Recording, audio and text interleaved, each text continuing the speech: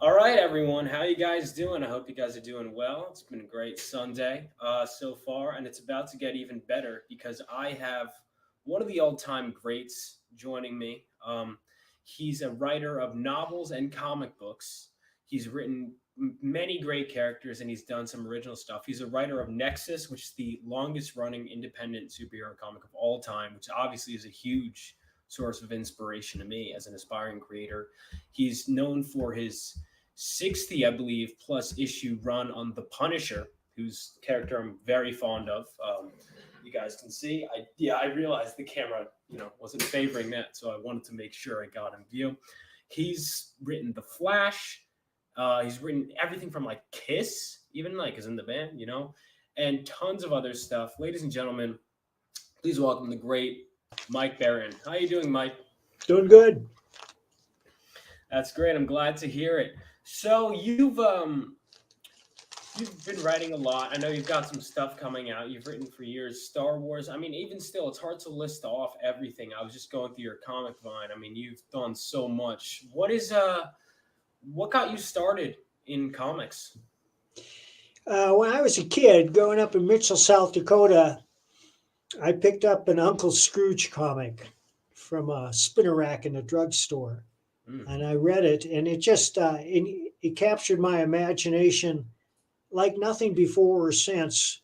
And I couldn't get enough of Uncle Scrooge, so I got all the comics I could about him, and I read them, and they were written and drawn by Carl Barks. Uh, and I think he's one of the greatest creators to ever work in the field. And anybody who wants to create comics or enjoy a great story should study his work because it was the perfect combination of pictures and words. He never got too wordy, but there's not a wasted panel or word in any of his stories. Everything serves the story, and his characterizations were brilliant. They were consistent all the way through.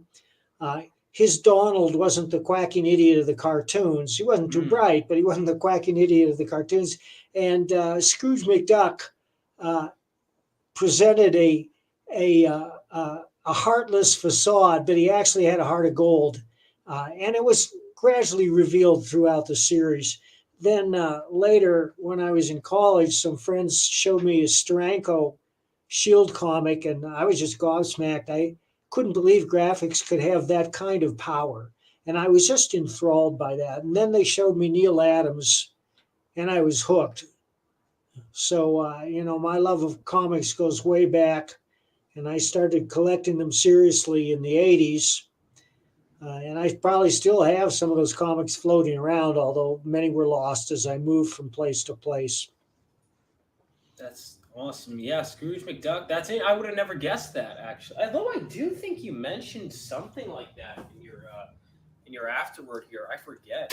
That's one of the things that drives me crazy about comics today is they don't have like I didn't grow up with those spinner racks. I had to seek out comic books, and I wish they just had that easy access for kids again. It seems like such a no brainer that if I was at the store with my mom and I ever saw a comic book, absolutely I would have grabbed it.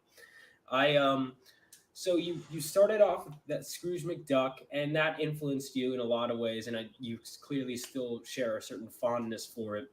But what drove you to? So did you know you wanted to write comics specifically? Because obviously there's so many avenues you can take as a writer. Like, I wanted to write fiction, I mm-hmm, wanted to write novels. mm-hmm, Uh, it took me 30 years to learn how to write a novel because I'm a slow learner. But when I get it, I get it. And now I have 17 novels in print, and I'm working on some more. Uh, I don't make most of my money off of novels. I'm making a lot more money off of graphic novels now, which I crowdfund, as you know. But I intend to continue writing novels, and I hope to increase my output. Any serious novelist has to write 3 novels a year to make a living at it, and that's not these super guys.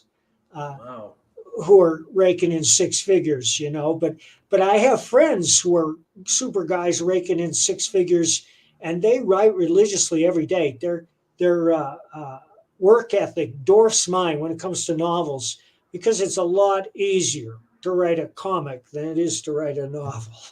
oh yeah, that makes sense. Yeah, it's It is. It's really interesting getting into writing comics because I come from a screenplay filmmaking background. I'm not sure if that was something you ever considered, and just the it gives you an appreciation for each medium when you write in each different one. I feel personally, like I get a strong appreciation for writing prose, novel stuff. When I wrote a short story, it really makes you understand the strengths of each medium. I'm not sure if that's something you feel when you write in different, comics or.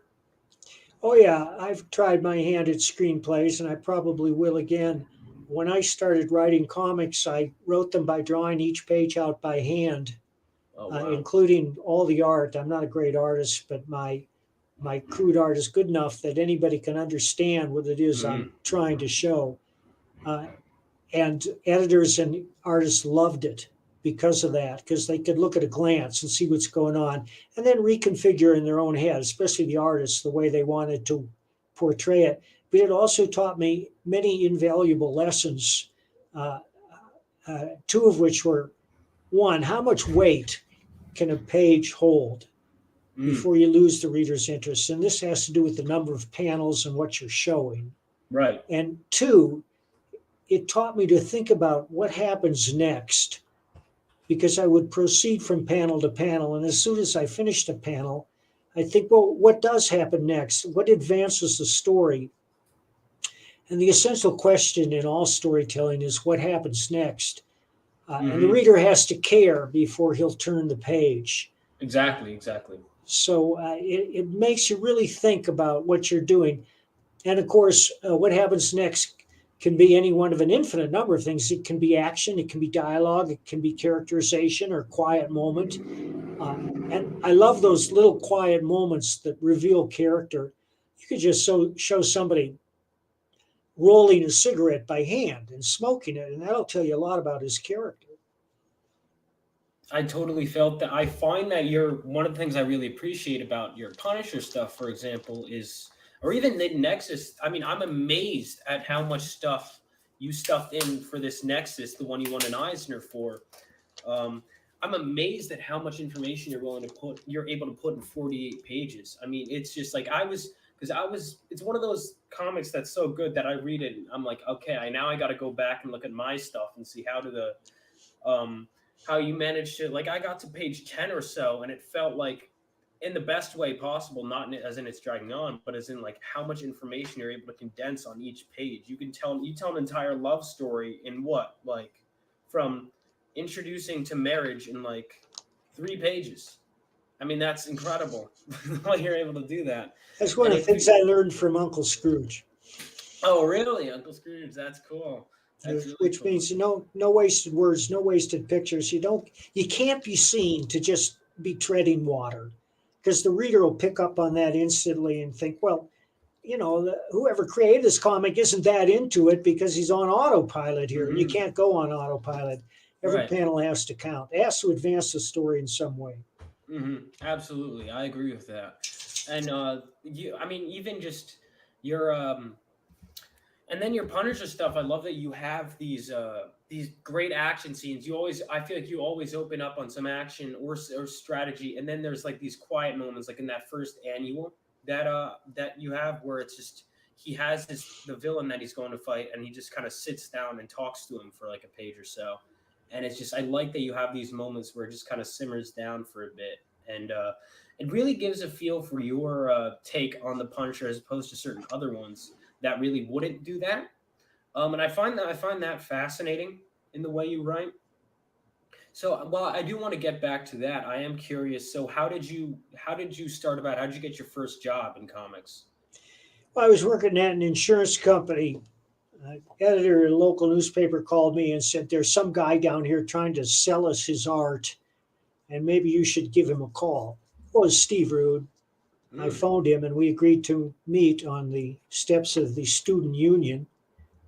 And he opened his portfolio, and I gave up. I gave up drawing right then. Not really. I mean, I continued to work by drawing each page out by hand for the next 20 years. Uh, and I said, well, what do you want to do, dude? And he says, well, I want to do comics, but I can't write. What do you want to do? And we were in the right place at the right time, because Capital City Distribution the second largest comic book distributor in the world at that time, was located in Madison. And we had heard that they wanted to start their own comics line. So I Wow. went home and I brainstormed Nexus, and I drew and wrote the first 12 pages out by hand. And there was a whole bunch of stuff that went into my thoughts. Uh, and the main thing was, how do I make this compelling? What makes for a compelling character? Well, what if somebody died every time he showed up? Well, that's not a new thought. That's Hmm. why police and westerns and detectives and medical shows have dominated popular entertainment for a half a century, because they're matters of life and death. But I wanted him to be a sympathetic hero, so I made him a reluctant executioner of mass murderers. And anybody who has read the comic knows the whole bit about the tank he goes into sleep and the dreams that the insane alien sends him. And when he Hmm. wakes, he knows he has to track down the subject of the dream and destroy them, or the dreams will continue until they destroy him. And it Wow. just See, kind of grew that's from there. Hang on a second. it's okay. 1 second. Yeah, man. Yeah. Yep. I'm back. So just for those that don't know, that maybe know you through your corporate stuff, or maybe people just tuning in, could you? That's already a great pitch, but if you could just sum up what Nexus is all about, that's pretty much it, right? It's just Well, it takes place 500 years in the future, and the story kept expanding. It kept getting bigger and bigger. Uh, because, first of all, I had to supply these mass murderers. And hmm space is a big place, they were all over the place. right, So Nexus traveled to other planets. And the world of Nexus just kept getting bigger. It's an exercise in world building. oh yeah, We were always conscious of what had gone before, and we built on that until ultimately, well, not ultimately, because it's still growing. I mean, we have new right, Nexus material in the works that introduces new characters and new worlds, but it's all consistent. It's all of a piece, uh, and that's what's important. The reader has to believe in that world utterly in order to hmm enjoy it. And I find that's true of any entertainment I view today. oh And absolutely, that doesn't mean it has to be ultra realistic, because I always point to Alien and Aliens as two movies that take place in their own world, wild science fiction, centuries from now, and yet they're both compelling in their own way. There's not a right. false note in either one. You believe everything that's happening in them because they're true to their own roots, and they're consistent to their own world. Absolutely. I mean, I love those movies. I do have the ultimate question then. Are you more of an, because obviously, like, we both love both. Are you more of, if you were to choose Alien or Aliens, which one do you prefer?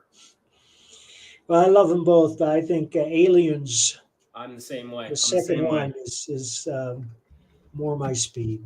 I'm the same way. I'm the exact same way. It's fun. It's also, I will say, of the first Alien and Aliens, this is true too. But it's especially rare for that kind of horror movie for you to actually care about the characters and not want them to die on the crew. Because Yeah, you look, even like Halloween, my favorite horror movie, I don't care about any of them. I like the way it's shot and all of that, but I didn't. Aliens, that's one of the things I love about that. So you're a big sci-fi guy then, or yeah, and what are you some of know, your favorites? oh well, I read all the greats when I was young. Isaac Asimov, Arthur C. Clarke, Philip Jose Farmer is one of my favorites. Robert Heinlein. I read them all. I don't read much science fiction these days. Uh, I read when I do read, I read crime novels. I love crime novels, and I read Hmm. a lot of history books, true history. That's yeah. I mean, that's fascinating. I find that stuff is always just like expanding your knowledge of everything, whether it's more fiction, is always just makes you a better writer.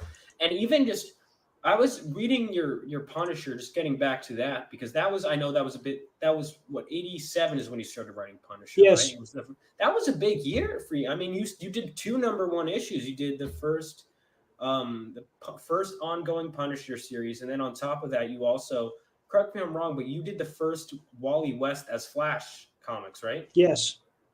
So I do want to ask about the Flash before I dive into the Punisher. So what was that? Was everyone pitching? Like, I imagine that must have been like a bloodbath, right? After Barry Allen is dead, and you know you're going to be relaunching Flash. Was that like a bloodbath? Was everyone trying to get in on that, or Oh, how I did that no, I happen? have no idea. I mean, Mike Gold was the editor. He called me up and asked me to do it, and I said sure. Oh, it was that simple. I And don't know you, what the situation is now.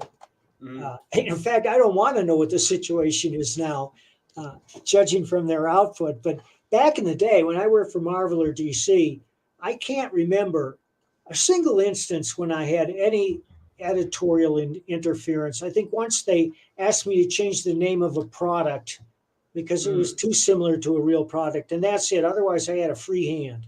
Oh wow, that's great. That's awesome. That's so the Flash. Were you a big fan of that character before going on? I was not a huge fan, but I took the writing assignment very seriously, and I'm proud of the work that I did. I'm at a place in my life where I can't enjoy something unless I believe it could actually happen. Mm-hmm. And I haven't read The Flash for years. I'd have to brush up on what's going on there to get back into it. But I don't read that many comics. I read mostly what my friends send me and what Mm-hmm. the group of us in Comicsgate send each other.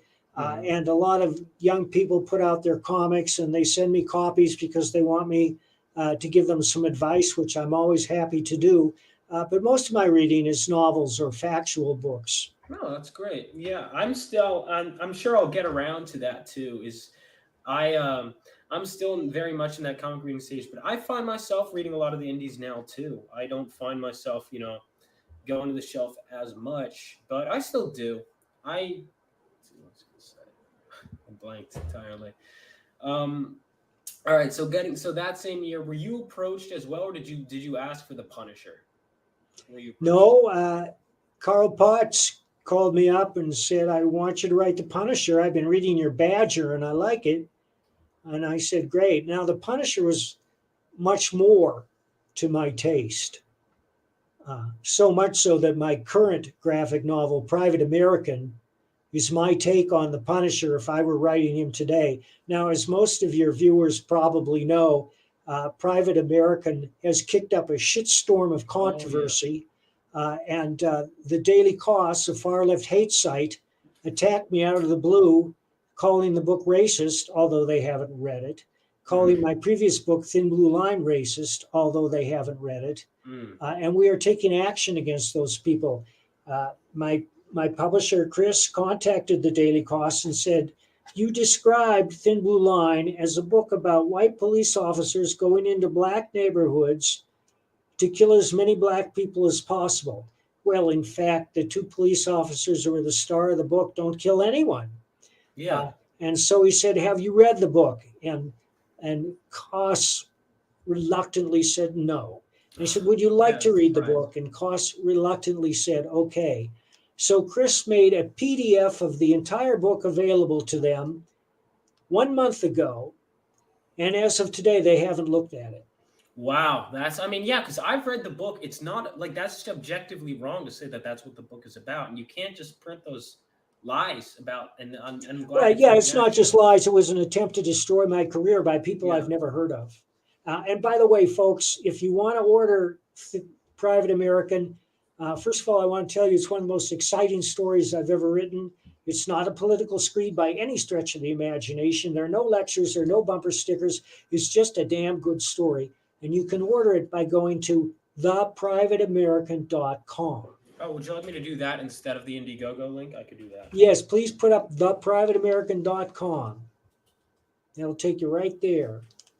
Yeah, I mean, it's crazy to me. So that was one of the things I wanted to ask, and you got right to it. Is I was going to ask for those of us, for those people that are just like, not as politically aware. It's just you just write it just because it seems to me like your goal is, as with any great creator, is just to entertain and to tell a great story. And that's what I'm looking forward to about Private American. I mean, it looks great. You said it's taken basically inspiration from the Punisher and Captain America, right? Yes, And I mean, this just looks like a fantastic book. I mean, I backed it, and I think you guys should thank you, too if you Vaughn. haven't already. Of course, no, it was my pleasure. Um, and I know Steve Root, if you like Nexus, Steve Root did a cover for it. Steve, yeah, you could do a cover for Here, let me uh, share the a screen. new book I just finished writing too. I don't want to give away the farm though. I mean, I have a lot of books I can mention that are in the pipeline that are coming. The next one is going to be Bronze Star, a supernatural western I've done with Pat Broderick. Mm. All right, if you want to take a moment here, Yeah, whatever you want. Would you like me to play the trailer for you? yeah, go ahead.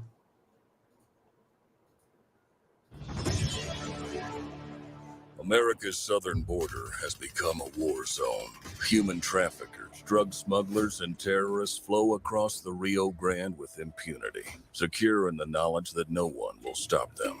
A distant federal government lectures Americans on their privilege while punishing overworked Border Patrol agents who were helpless to stem the tidal wave of invaders and determined migrants. Second generation Cuban American Marcos Zamora is a military vet, more patriotic than most Americans. No longer able to ignore the chaos at his doorstep, he acts. Joined by his best friend Gus, they hit the border every night, saving lives while stopping violent drug cartels and other opportunists. The government reacts with fury at Marcos' attempts to preserve American sovereignty, deploying the full might of their enforcement agencies. But Marcos understands that the only thing the rich and powerful fear is bad publicity, and he records every encounter. Whoever he is, this private American must be stopped. Illustrated by Richard Bonk and written by Eisner winner Mike Barron, Private American is his version of Captain America, and maybe a little Punisher, taking part in this ongoing, violent, and very real battle of good versus evil in the war for American sovereignty. Grab your copy at theprivateamerican.com. We have a secure border, and that is a priority for our administration. There you go. That's the Private American. So, oh, did I just close? I did. All right. Let me open that back up for you. That I mean, that looks fantastic. I know I'm excited for it. I also want to say that that trailer is dynamite. That trailer is so good. Did you? Yeah, I'll have to ask you afterwards, like who edited that for you? Chris Brawley. Chris Brawley. Okay. I mean, it's just so well edited. I That was a great one. So, were you ever asked to come back to the Punisher? Just speaking of that. No, I'll tell you a funny story. 5 years ago, I was at Terrificon in Connecticut, No, I love that. and CB Sobalski was there. So I Hmm. went up, I introduced myself. I said, CB, I'm Mike Barron. I used to write The Punisher. I have some ideas for some new stories. Would you take a look at them? And he said, sure, Mike, sure. Love to look at them. And he gave me his card. So I submitted 5 stories, ideas over the space of a month, and I never heard back. Oh, that's unfortunate. I would have loved. I would love to have you back on the Punisher. I mean, That's why, well, you know, that's one of the reasons I did Private American, because I got more to say on that theme. right. And I say this is one of the best Punisher stories I've ever written. People's That's heads are true. going to explode when you read it. I guarantee people's heads will explode when they read it, and you'll know what I mean when you read it. Oh, okay. I'm looking forward to that. Yeah, I mean, it's just you did and I remember there was at least one Punisher story you wrote that was like dealing with stuff at the border. It was issue 11, back then. So it really does, based on what you've described, feel like an extension of what you once did. So, I mean, basically, the trailer seemed to sum up everything. This is what you get. You guys can back this. It's a great looking book for retailers. I mean, if you guys are watching, or even if you just want a bunch of copies, go ahead and check that out. And is there anything else I know you've got some stuff in the works. You've got a new Nexus novel coming out, which I'm excited Well, for. actually, Kevin J. Anderson was my publisher. Kevin's a great guy, an old friend of mine, but he's the writer of the Dune novels and many others novels, and he's one of those guys that writes 500,000 words a year. And when I submitted, he says, "Mike, I'm just so busy now that I've given up publishing. I'm making that novel available on my Patreon account next month, and it's finished. The second Nexus novel. I'm really proud of it. I think it's a lot better than the first." And if you want to read it, you can become a Patreon subscriber for as little as $10 a month. Just search for Mike Barron Patreon and you'll find it. Oh, great. And it's a novel, the new one. Oh yeah, it's a novel, Oh, but great. I have a lot of graphic novel Nexus in the works too. Oh, Uh, wow. Nefarious is shipping later this month from Dark Horse, Right. and Richard Bonk is the illustrator. He did a brilliant job. And Kelsey Shannon is working on the next one after that. It's called Scourge. Anybody who's familiar with Kelsey's work knows that he's a brilliant iconoclastic artist that looks like Mhm. nobody else. In fact, let me send you a page via our Facebook PM so that Sounds people good. can take a look at what Kelsey's Nexus looks like. Sounds good. Let me. Yeah, that looks great. So in the meantime, yeah, I mean, this just I like the There it how is. much action. Oh, let me see this. And it's beyond my capability uh, to show that on a split screen. I can I always got try. it. All right. I got it. Don't worry, I got Good. you covered. Let me pull it up right. Oh, it's gonna hang on. It's gonna be small, so I'm gonna zoom in. Can I zoom in? Yeah, yeah. Zoom in. I'm seeing if I can. Maybe there's a better way I could. If there is, I don't know about it. I mean, this is beyond my Yeah. ability. I should learn how to do Yeah, this. I should do too. I mean, I'm loving it just from the little. But how little is it for the audience? It's It's the microscopic. size of a postage stamp. Yeah, I apologize for that. Maybe I could just. Oh, I could probably just. Because it's going to be even smaller if I. I apologize for this, folks. Let me see if I could just save it to my camera roll, and then share that way. Open. Yeah. Okay. Let me see if I can. I apologize for this, guys. Don't worry about it. I think I can. Yeah. I think I Yeah, can do it. I'll post about it. I'll post it later on my socials if you want to make sure you guys follow me on there. But in the meantime, I do want to, kind of circle back to because you're mentioning that this is the Punisher stuff. So what were you a fan of the Punisher prior to you writing that character? Uh, no, not really. It was new to me when I took Hmm. him over. Of course, I read the material that was mostly available, and it was mostly Circle of Blood by Oh Stephen yeah. Grant and Mike Zack, Hmm. and that's what I had to go on. That's a great story. Yeah, I love that one. Did you ever read any of the? Because I know that was his first solo series. Did you ever read any of the stuff before, whether it was the Spider-Man stuff or whether it was Frank Miller's Daredevil? Where Oh yeah, I read Frank Miller's Daredevil. oh right, yeah. So that was, I mean, that was another great. That was one of the earlier great Punisher stories. I remember Klaus Janson, who you worked with, definitely said that he thought that was some of the best Punisher work out there, and he did tons of Punisher. And I know he did the first 5 issues of yours, which is crazy that he penciled, inked, and colored. He was a Yeah, one-man art team. How was working with him on that? Was it just very clear vision? Like how was yeah, that? yeah. I had no problems. I He's like Kelsey Shannon that he can do it all. Yeah, I did. I even that first cover is an homage cover, and that was really fun. I also know you created Micro, who's a now become a crucial part of Punisher's lore. Did you know going into creating that character that you were going to create someone who is still used to this day, like prominently? Well, I didn't have any idea that he would go on to appearances in TVs and movies. If I had, I would have created a lot more characters. But he grew naturally out of the situation. When I Right. looked at what Punisher was doing and what he was trying to accomplish, I realized he had to have some kind of technical support. It was just too much for one man to do. That he had to Right. have some guy who would provide him with the weapons and the vehicles that he needed to do his job. Absolutely. That makes perfect sense. And that's how they phrased it, I remember in the book. And I also want to point out I did like in those issues that you had like in issue 3 that like white supremacist like far right group that was villains that he takes up and he lights the guy in flamethrower, which by the way, I noticed they didn't mention that in the article when he burns the white supremacist Well, they've alive. never read Yeah, anything I in know that. they've never read anything in your work.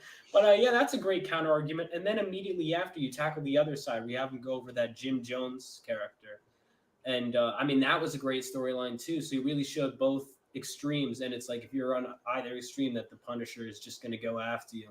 Your Punisher is also very different, and I mean, it's weird because it's similar to Stephen Grant's Punisher, but there's a distinct voice that your Punisher has than what he has, and I like that so many different writers can have their own interpretation of the Punisher, and it still can feel consistent. So I am curious as to how you view the Punisher as a character. Do you view him more heroically? Because some people view him more as he generally has the people understand him as an anti-hero. Do you view him that way? Well, yes, I also viewed him as a devout Catholic who was lapsed, and Mm, that's why he went to confession. And right. in fact, there's an issue built around that called Holy Terror. Right. And I also felt that he came from Sicilian stock, and that Mm. his family name, had been changed at Ellis Island from Castiglione to To Castle. Castle. Oh, that was you that came up with that? Oh, wow. I didn't know that. I knew that was someone. I didn't know that was. Wow. That's because I remember that was that's a big thing that people love about the character, that reveal. Oh, no. I haven't gotten to that issue yet, but I'm excited to get there. I think, what else did I? I mean, you work with so many great artists too, like Klaus Janson, Wills Portacio, and I'm trying to think. You worked with so many on that run, and it just kept going and going. Was it a lot of fun? Like just having different artists go. Oh yeah. Are you still on? Like, do you still talk to most of the artists that you've worked with on that run? Well, quite a few. Geez, I'm pulling a rack here. It's just, yeah, wait a minute. I can figure this out because I got a book right here by him. One of my favorite collaborators was Dave Ross. Dave Ross, a great Canadian artist. Oh He wow! helped me write this book, which you can Let only me pull get this from up. me or from Dave. Wow! Look at that, Thrax. That looks awesome. And of course, Bill Reinhold, my old pal, he's one of the best Punisher artists. He drew the Holy Terror story and many others. Probably the longest lasting Punisher artist, and my favorite of the bunch. But I worked with a lot of other great artists: Hugh Haynes, Hmm. Eric Larson, Wow, uh, that's Neil Hansen was a great Canadian artist. And it's, I correspond with Neil. I've been trying to get him to draw again for years, and he hasn't drawn in 20 or 30 years. He said he just doesn't have it in him anymore. He does other work, but his work was brilliant, and it's just a mystery to me. I'm probably going to write a column about it for my Substack column. I have a Substack column, Mike Barron on Substack, where I mostly write about popular culture. that's great. Yeah, that's really cool. Everyone check that out then too. I think so. Do you consider the Punisher to be a? How would you describe the Punisher if you were to? I would like to hear that. Was a classic vigilante in the American sense, in the same line as Wyatt Earp, Kit Carson, Charles Bronson's Paul Kersey, or Clint Eastwood's Dirty Harry. Uh, the United States has always loved vigilantes, and one of the reasons is that during the 19th century uh, and the spread westward, there was no police out there. Right. Police comes after civilization is established, not before. And so hard men had to make hard choices, uh, but moral men know how to make the right choices. And my vigilantes are moral men. They know what's right and what's wrong, and they don't hesitate to uphold those principles. And those are the vigilantes that Americans love, not vigilantes who are nothing more than serial killers or arbitrary misery bringers. Right. No, absolutely, and I think that that really shows in your Punisher, because some people write the Punisher that way, but you seem to view him in a much more noble light then. Well, he was noble in the sense that he did what was right. I don't think that's a no-brainer. Uh, and I got a lot of that from the crime fiction that I read, Hmm. such as Raymond Chandler and Dashiell Hammett. Those two guys created the hard-boiled detective pretty much between them. But Punisher is something else. Everybody knows uh, that the Punisher is based on a pulp character called the Executioner by Don Pendleton. From his very first appearance, anybody with any knowledge of pop culture looked at that character and said, "Ah, a thinly disguised Don Pendleton's Executioner." And there are over 100 Executioner books for those who are interested. And they set the tone. And it was the Executioner whose family was originally murdered by mobsters and who became a vigilante going out after organized crime long before the Punisher ever appeared. And then since you're writing, I mean, now it's like the other way around. The Punisher is now the anti-hero archetype for at least like me growing up. People look at to that skull, and it's like when I pitch an anti-hero story, I remember I was writing to someone. They go, "Oh, you mean the Punisher?" It's kind of like the Punisher. Like it's the first of all the anti-heroes I think in fiction right now. It's hard to find one more iconic than the Punisher. Really, he's become the staple, in my opinion, of what anti-heroes are. And I think that it's interesting. I am curious as to how you feel about this. I know that Stephen Grant said that he felt when he wrote the Punisher that he felt the Punisher was like a psychopath, but in the clinical definition, not in like a bad person. Like he made sure to, because I said, "Oh, so you think he's like not a good person?" He said, "No, that's not what I'm saying." He made sure to correct me on that. He just said that he thinks that the Punisher thinks he's doing the right thing, but he's in the clinical definition, he would call him a psychopath. Would you agree with that or no? No. Okay, I didn't think so. I am curious, and I'm not trying to stir stuff. I think the Punisher debate is one of the most interesting, debates that go on in comics. I also find this interesting. I just noticed that, or someone actually, I'm not sure if you know Buzz very well, the artist. Buzz? Yeah, I don't think I know him. because he pointed out that I actually never noticed this, that there's six fingers in this cover, which I think is just really funny. Did you ever notice Wait that? a minute. Oh, my. I never noticed that before either. Yeah, it's great. Billy Tucci did that on a sheet cover, except So maybe he's a mutant too. yeah, maybe he is. Yeah, the Punisher. He's what's the guy's name from Princess Bride? The guy with the six fingers. I'm trying to blank on it. Maybe he's related to him. But yeah, I Yeah. thought this is interesting. This is a great homage cover too. The so were you really into guns when you were writing the Punisher or when you're writing Private American? Well, I'm not into guns, but I'm familiar with guns, and I would have used them from a very young age. I grew up in South Dakota, and we would go hunting with a shotgun, and I did bag pheasants and bring them home to eat. And my father taught me about weapons, basic common sense stuff. Number one rule: always assume the gun is loaded. Right. Number two, don't point it at anyone or anything you don't intend to destroy. I mean, this is just basic shit, which every American male should learn. But for some Mhm. reason, we now live in a culture, a therapeutic culture, where the alpha male is shunned and reviled, and they're teaching young men to fear the world and to Mhm. stay in their basements playing video games. Mhm. Yeah, I mean, look, I love playing video games as much as the next guy, but I also like shooting guns. I think there can be a balance to be had, and that's that. I definitely can agree with you to like on that stuff. It's Do you definitely have a beneficial. gun? I do back in New Jersey. I do. I got it fairly recently. And I got the Punisher earmuffs. I thought that was cool. So that yeah, I do. Oh, you have it too? No, they're not Punisher, Oh, they're but not they're Punisher. from the gun shop. Oh, that's cool. Not that I Yeah. have any guns. Oh, you don't. Florida Man. Wanted to ask about because I remember people have talked about how there should be a comic of Florida Man, and then I found out you had it, and you have a novel too, Three. three. So people wanted to ask me when they're like, "This guy wrote Florida Man. That sounds amazing." So what inspired you to write Florida Man? I always say I don't choose my stories choose me. Every time I went online, there was another Florida man story. And a lot of them are unsavory. Uh, Hmm.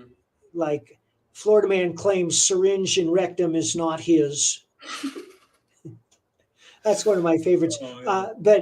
But the more I read these stories, they inspired me. I said, I've got to do a fictional treatment of this guy. I have to create the archetypal Florida man.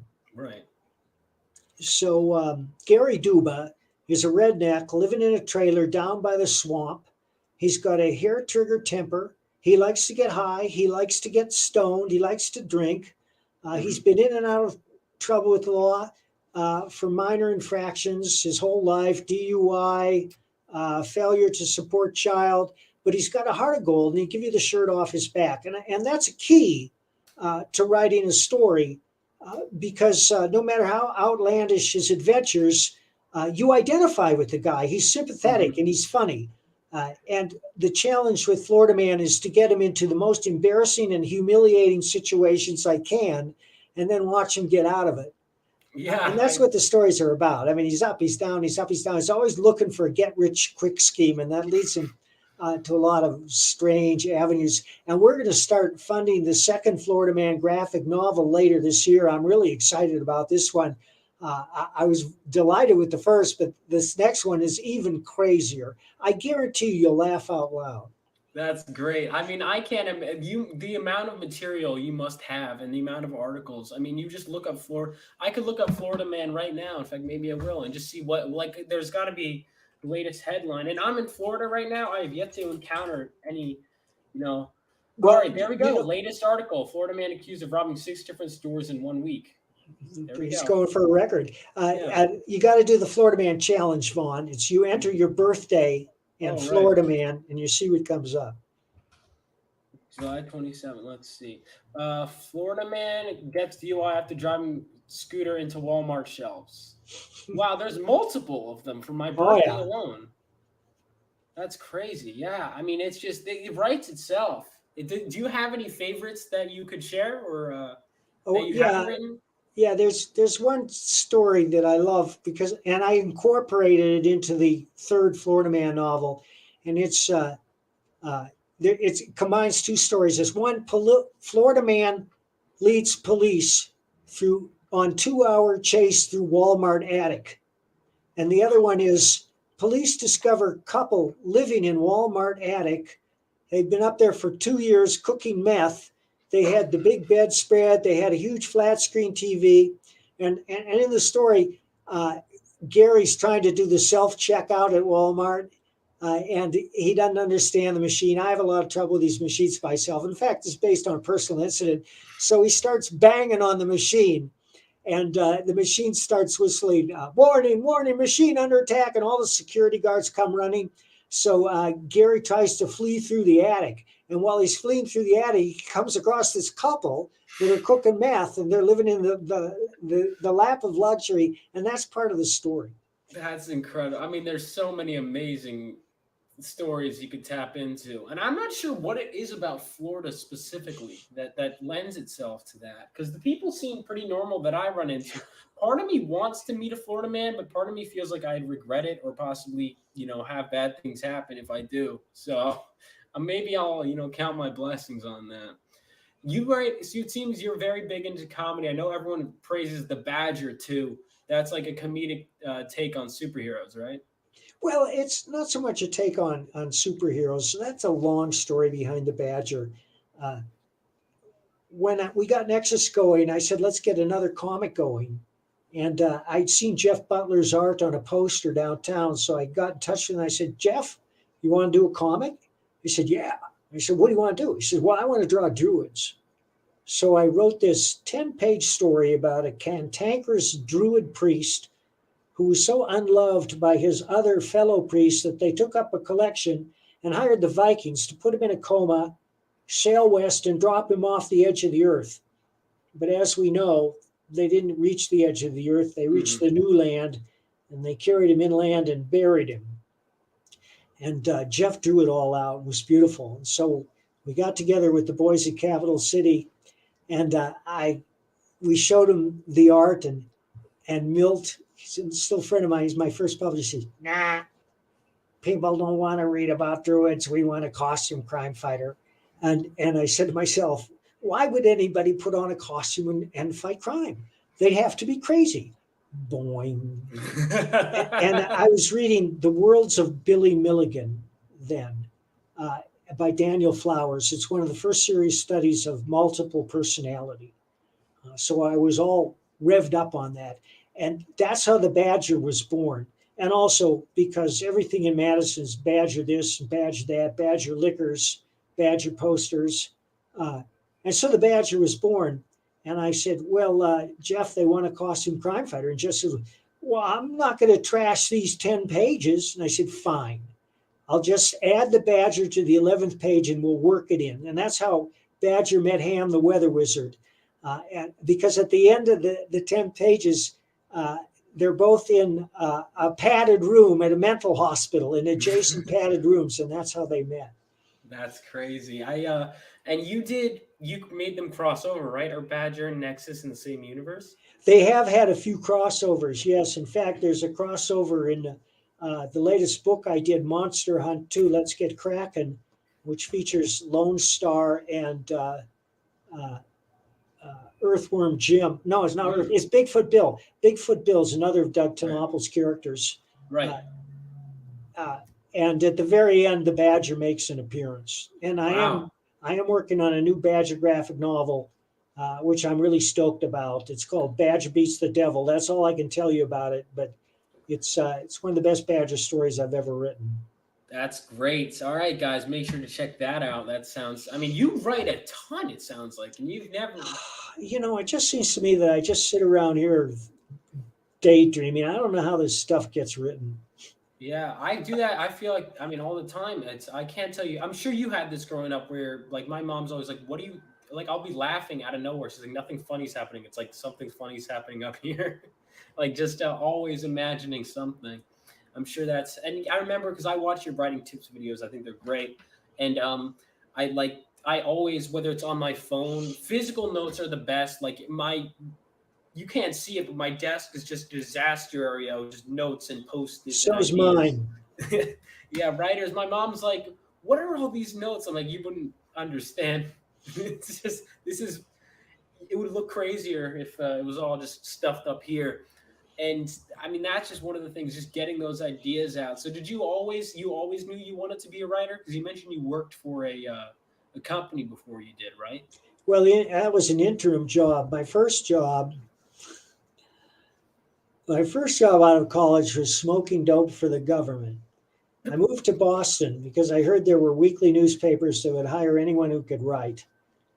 And I answered an ad in the back of the Boston Phoenix looking for volunteers to live on a hospital ward for a month and participate in a joint study by Harvard and the National Institute for Mental Health. So me and 9 other guys lived in a hospital ward. We smoked government-grown marijuana every day, and we took tests. It was just like college. And when I got out, I wrote that up and submitted it to the Boston Phoenix, and they bought it. And I eventually became their music editor. And it was my job to go out night after night and listen to the bands and talk to the musicians and write about it. And I loved it. In fact, I'm still writing about music now. I still love music. I still go out to hear live music. And I met a lot of great jazz artists back in the day. But then when I moved back to Madison, I took a job with an insurance company. I don't know why. I had to pay the rent somehow. But after 2.5 years, they realized they had clutched a viper to their bosom and they let me go. And that was fine with me because I didn't want a piece of corporate employment ever after. And I had just launched Nexus. And so I had hope for the future, and my hope was fulfilled. That's crazy. There's so much in that. I mean, that's, again, even that right there. That's a story. I would have never guessed that. I would have never guessed you started. So the government paid you to smoke weed? That's right. That's nice work if you can get it. I would have never guessed that. That's crazy. Why? I'm just curious. They wanted to study the effects of marijuana on short-term memory, long-term memory, pulse rate, oxygenation, all sorts of things. I guess the monkeys weren't sufficient. The test monkeys weren't sufficient enough. They needed college students who would have done it for they would have paid to do it anyway, I guess. So I mean, that was based on the I mean, there was like, and I went to school in Boston, and there was, I don't know if they had this back then when you, but they have Hemp Fest since they legalized it, where they literally, all the kids at my school would just go across the street to the Boston Common and just all get high. Yeah, I never did that, but like people I know would just like, I would just like look outside my window, and it's just a gathering of potheads, and I don't know, that Well, I was live in funny. Colorado, where Oh, well, there marijuana you is go. legal. And First for state to those do who it. wonder, I rarely smoke anymore, very occasionally, and I use it to write on Oh, because I find it helps me get past roadblocks. oh wow. I just keep pounding on. I've keep pounding on my head usually. There was one time I remember I just had like so much, and I just like drank a beer, and it just actually helped. Um, it helped because I just like all the overthinking, and just was like sometimes just writing is great. I mean, all the I time. want to answer Bobby's question, Oh yeah, I'm Max sorry. Payne.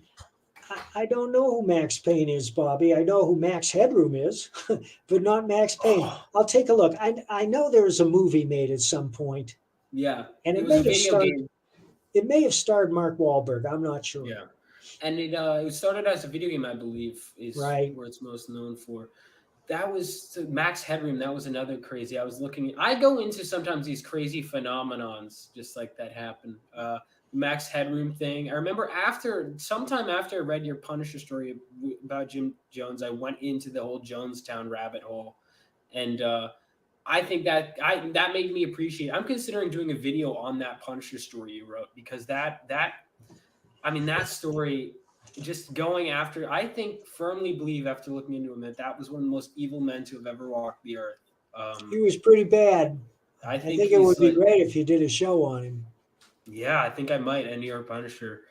Yeah, I mean, that was crazy. So, okay, you've listened to music. What kind of music do you like the most? Well, I was a huge jazz freak back in the days, and I still love jazz, but it's impossible to keep up with new jazz.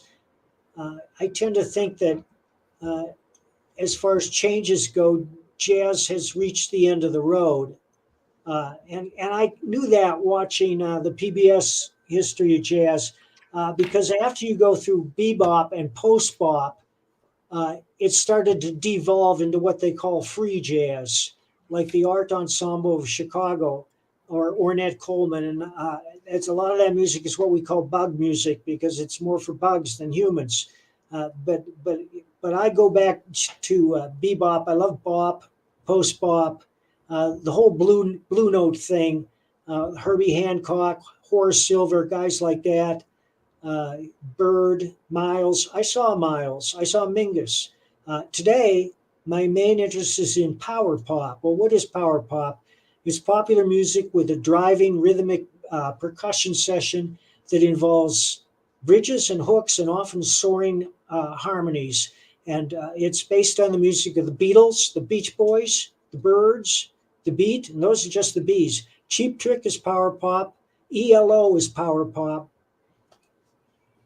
Wow. All right. XTC is power pop. Power pop is a big tent, but it's music that for the most part is filled with rush after rush. You know, "Come On Eileen" is not power pop, but it's the hookiest song of all time, and that's what I mean by hooks.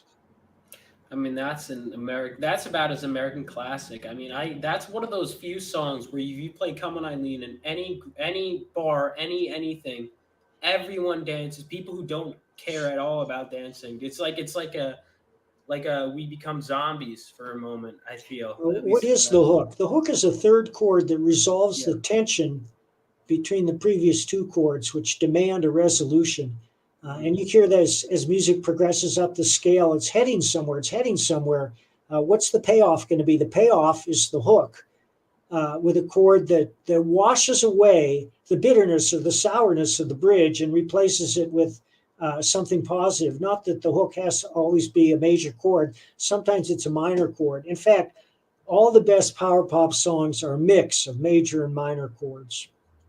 That's crazy. That's So how does, because you mentioned the hooks and the way things go and it leaves you wanting. Do you connect that with your storytelling, like always? That's very astute of you, Vaughn. Yeah. I always say that a good story is like a good pop song. in that the dynamics are always in motion. And by that I mean the hero is up, the hero Hmm. is down, the hero is up, the hero is down. At the end, the hero has to be up. And when you look at the chart of a song, the way it builds to the hook, to the bridge and the hook, that's what you have to do in a story. Because most of the stories we write and that we like are based on tension and release.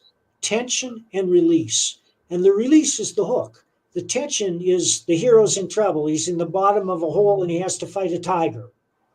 And the release is when he gets out of the hole by leaping on the tiger's head or Yeah. whatever. But you know what I mean. Hmm. And so I liken a good story to a good power pop song. Of course, a novel is a lot longer than a Hmm. song, so you can liken it to a good symphony.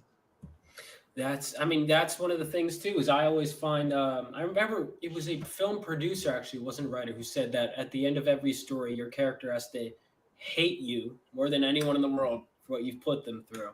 And I find that that's. I mean, often the case. It's just you keep beating up your character and get them to come up. I think it's great, honestly, writing your character in a situation where they can't come out. And that one of the things I like about your Punisher stuff is how, like, even he'll think of everything. I love how analytical his mind is.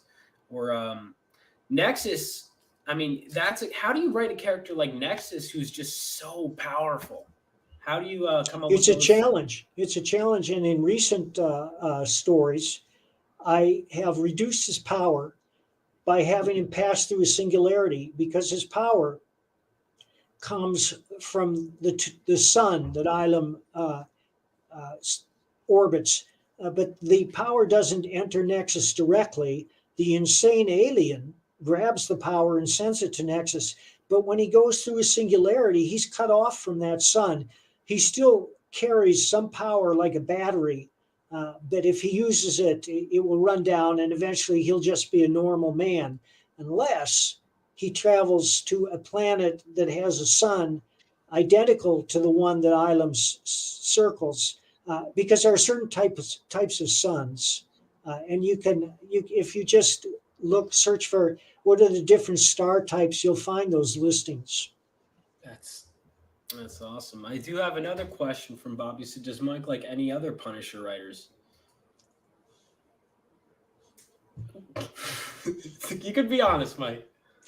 Well, Bobby, I haven't read many other Punisher writers. I did read a little of Garth Ennis' run, and while I admire his technical skill, I thought they were nihilistic. Mm.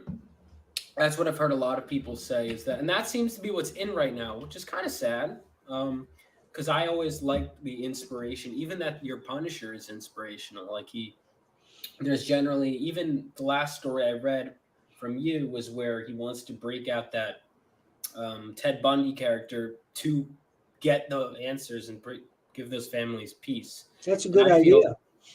and I feel that that's a lot of that. What you wrote was like coming from a place of good. That even if you didn't agree with his methods, that he was always, it wasn't so nihilistic, and it wasn't so. There was something uplifting about it, and just superheroes in general. And I feel that sometimes people are losing that. Are Yeah, so that's the cynical. Punisher, who's a symbol the military, the police wear.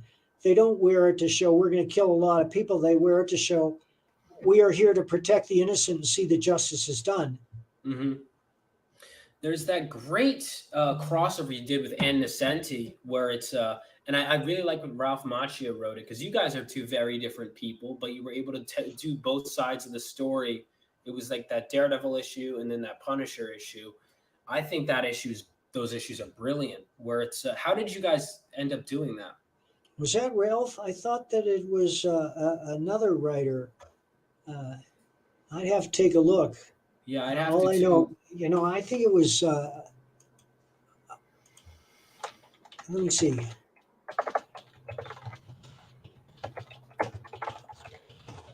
Let's see. I forget who wrote that. I'd have to. Normally I have it just on my shelf, but I'm in Florida right now. Otherwise, I just pull it right up. I thought it was Ralph, but it could be someone else. Yeah, I don't know. But either way, I found Ann that fascinating. Nocenti. It was Ann Nocenti who wrote that story in which we did the Oh no, crossover. I know she wrote the story, but I'm saying the letter, the letter column where someone was talking about the way you two were able to just like put Um, aside. That was, I think, Ralph Macchio. But yeah, I know Ann Nesenti did write that. How was that working with her on two oh, different it was books? fine. I mean, we each did our own thing, but they meshed perfectly. I agree. Yeah, I thought it was great. I love that final exchange where Daredevil's like, he needs his day in court, and then Punisher has that kind of more cynical, I wouldn't say nihilistic, but more cynical outlook of this guy. He thinks he's going to get off, basically, right? But did that I remember I heard Chuck Dixon say in an interview that he would listen to the news a lot and just find like the worst people, and he's like, I'm going to write a Punisher story about that. Is that how you operated? Because I noticed a lot of your villains, whether it be Jim Jones, whether it be Ted Bundy or Charles Manson, that a lot of your stories are based on real people, Well, and a lot of that's your true. stories in general. That's true. He did one story where some guy was going around putting cyanide in a popular pain medication and putting the bottles back on the shelf, and that was inspired by a true case in Chicago. Oh wow. Yeah, do you pull? It seems like even with Private American today, whether it was back then and today, a lot of your stuff is pulling from headlines. Is that true? Do you pull a lot from headlines? And Well, I do, but I think that every good writer does who's writing in the present. I'm hmm adapting a series of novels right now by John Ringo that began in 2010 about a man made zombie plague, about some lab develops this airborne virus that turns people into mindless flesh eating killers. And it anticipates the COVID crisis so eerily. It's hmm strange. And the stories are unbelievably gruesome, but highly entertaining. and that's In important. fact, Yeah. Chuck did the first volume in that series. Let's see, I think I have that right here, buried on my desk somewhere, if I can find it. Burrow around here, burrow around. Yeah, here it is. Yeah, this is the first volume. Black Tide Rising. I will look into that. That Yeah, looks outstanding. yeah. I'm carrying on from this first volume. I don't know why Chuck dropped out. Probably because he's too busy. Hmm. It seems like you're pretty busy too. Everyone makes sure to keep up with Mike's work. I mean, you're doing so much all the time. It seems. I mean, and it seems like Nexus. I am curious because it's been so long. Are there any plans of ever ending the story with Nexus or Not really. No, I have no plans to end it. Why would and I do that? Steve? A lot of those stories were gimmicks Mhm. when Marvel or DC did it, except for the death of Captain Marvel, which is a brilliant graphic novel that actually made you feel. But I mean, how many times has Superman been killed off and resurrected? It's just Well, a sales gimmick to mhm. these people. The events of the character have to rise naturally out of his own personality and his world.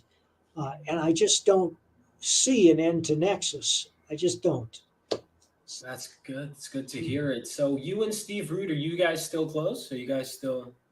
We're tight. We talk all the time.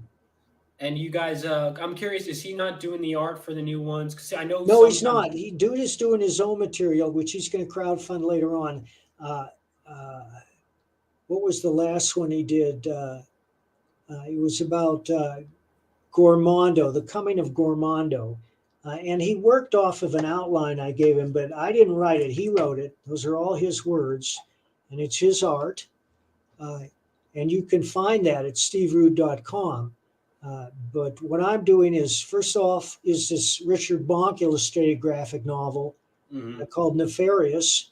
And then later this year is the one by Kelsey Shannon called Scourge. And Kelsey is also working on a 66-page graphic novel called Triplets, the first issue of which has already appeared. Richard Meyer published it. But then I did Thin Blue Line, and Richard said, Mike, you should take this over because you're doing better with your crowdfunding than I'm doing with mine. So I did. And Kelsey Shannon is completely absorbed by the world of Nexus for the rest of the year. That's great. That's Yeah, good for Kelsey. Good for yeah, us as fans of yeah. Kelsey. I love Kelsey's artwork. I think, and I love him as a guy. He's a really chill guy. He's a great guy. There's so much stuff. Were there any? Because you worked with independent and corporate comics. Did you? I know you grew up with Scrooge McDuck. Did you grow up with superhero stuff a lot or no? Well, yeah, yeah. I mean, uh, Well, my favorite comics weren't expressly. They were Conan the Barbarian, Mm. Swamp Thing, and Master of Kung Fu. Oh But wow. but I read a lot of Batman. I love Batman. I've even written a couple. Uh, Oh. and I've written Hawk and Dove, Dean Zachary illustrated, and a couple others.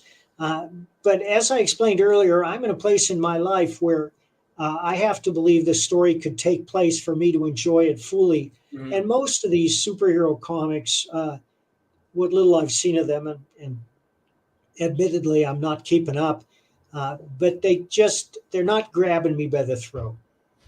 That's how I felt. Unfortunately, like they basically in the X Men created a cure for death, and I was like, oh, there go the. I mean, I know they weren't going to die anyway because trademarks, but I'm kind of just like that's weird. I do think it definitely goes everywhere. That reminds me, by the way, I did hear you were a big martial arts guy with the. That true, I Master try. Kung Fu. You try. You do martial arts, or you're just interested in I martial arts. do. That's awesome. I used to grow up doing that a lot too. What are your favorites? What did you study? Well, my present school, Karate West in Fort Collins, and you can take a look at it at karatewestinc.com, teaches everything. Kim Yi, my instructor, is widely versed in every martial art there is. There's a lot of emphasis on boxing. There's Brazilian Jiu Jitsu. Every modern martial arts school has to teach Jiu Jitsu to keep up because that's the latest thing. There's a lot of traditional karate and traditional kung fu. Wow, that's so cool. So you still keep an active then? Yeah, I'm keeping my toe in there, although I'm going to probably have to quit shortly because I have to have shoulder surgery. Oh, I'm sorry. Well, good luck with that. Thank you. So did you like writing Bruce Lee then? Yes. That sounds like a fun one, right up your alley. And Kiss, you're a music guy. And that's, I mean, you have such an amazing library of work, and I'm looking forward to. I do want to quickly touch on Star Wars. How was that? Because I know that was an adaptation. Well, it was a joy to adapt Timothy Zahn's novels. They were very visual in the first place. Uh, and I haven't read many others, but I can tell from his that there's a reason it's number one bestseller because Timothy is a terrific writer. So that was an easy one for you to write. Did you Oh, feel? yeah. That's good. I'm glad to hear it. And and look, an easy job and a good job. That's sounds great. I Yeah, guess compared to Nexus. that, these Dark Road, this the Valley of Shadows, these John Ringo books are labyrinthine. There are so many characters, there's so many moving parts, but I think we got it. That's great. So you've got a lot of stuff coming up. The best way to keep up with you is which way? Follow you on your socials? Follow me on Twitter at Bloody Red Baron, and follow me on Facebook at The Comics and Novels of Mike Barron. Follow me on Substack at Mike Barron. I will make sure all those links get out there. And I want to, yeah, Mike, I want to thank you so much for coming on. Is there anything else you want to promote? Obviously, the mirroring always gets me. Private American, and anything else? Well, no, except we're about to launch Bronze Star, and that's the greatest work of Pat Broderick's career. And That anybody sounds who's great. seen the art that I've been posting on uh, Facebook or Twitter knows that. And we're all excited about that. Thank you for having me on, Vaughn. Oh, it's my pleasure. I'd love to have you on again. You're great. We'll do it. All right, sounds good. Everyone, make sure to check out Mike, and we'll see you guys next week. I do want to announce my next guests. Hold on a second, if I could just pause. I always like to do this. I always like to, at the end of each show who's coming on next. So next we do got a friend of mine, actually, Stefania Sassano. She's a cosplayer. She's on Instagram and TikTok, so make sure you tune in for that. Twitch, I believe, as well. And then we've got another writer. I promise I'll get non-writers on here too. Don't worry, I'll get some artists, but just so happens these are my first few guests. We got another writer, Trevor Fernandez Linkowicz. Make sure to check him out, or I hope I pronounced his last name correctly. Either way, I'm having a double show next Sunday, so make sure to tune that in. So other than that, Mike, thank you so much for coming on. You've been great, and I look forward to more in the future. Anyway, Right. guys, I'll see you next time. Bye.